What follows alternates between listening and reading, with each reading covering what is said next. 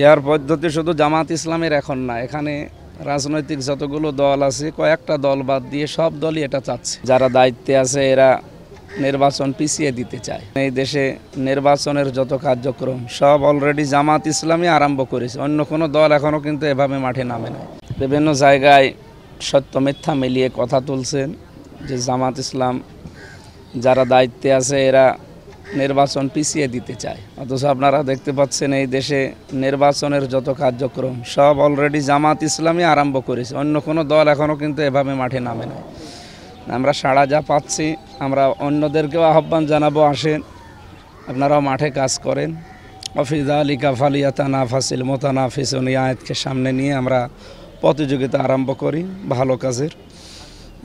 আল্লাহ রাব্বুল আলামিন যাদের দ্বারা দেশের এবং সমাজের মানুষের কল্যাণ হবে এবং তার বিধানগুলো সচেষ্ট থাকবে নিজ জায়গায়, তাদেরকে যেন সামনে নিয়ে এসে জাতির প্রত্যাশা পূরণ করার সুযোগ করে দেয়। ইয়ার পদ্ধতি শুধু জামাত ইসলামের এখন না, এখানে রাজনৈতিক যতগুলো দল আছে কয়েকটা দল বাদ দিয়ে সব দলই এটা চাচ্ছে। পৃথিবীর 91টা দেশে এটা এখন আছে অলরেডি, তারা সফল পাচ্ছে।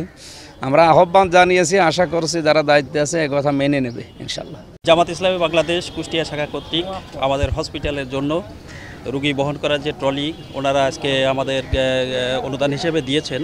ওনারা ইতিপূর্বেও অনেক আমাদের সহযোগিতা করেছেন। আমরা এই সহযোগিতার মনোভাবকে স্বাগত জানাচ্ছি এবং ধন্যবাদের সাথে ওনারা যে ইয়েগুলো দিয়েছেন, সাপোর্টগুলো আমরা সাদরে গ্রহণ করছি। আর এগুলো আমাদের সরকারিভাবে যে সাপোর্টগুলো আছে তার পাশাপাশি অতিরিক্ত সাপোর্ট হিসেবে এগুলো পেশেন্টের জন্য উপকার লাগবে বলে আমরা আশা করছি। বাংলাদেশ জামাত ইসলামের রাজনৈতিক একটা দল হিসেবে নির্বাচনে অংশগ্রহণ করবে।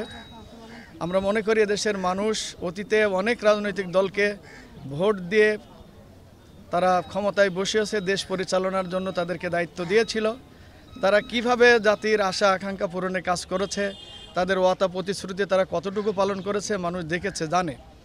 সেই জায়গা থেকে বাংলাদেশে এই 24-এর বিপ্লবের পরে সাধারণ মানুষ মনে করে যে আমরা অতীতে যত দল দেখেছি ক্ষমতায় যারা ছিল তারা জাতির প্রত্যাশা পূরণে তেমন কাজ করতে পারেনি, তারা ব্যর্থ।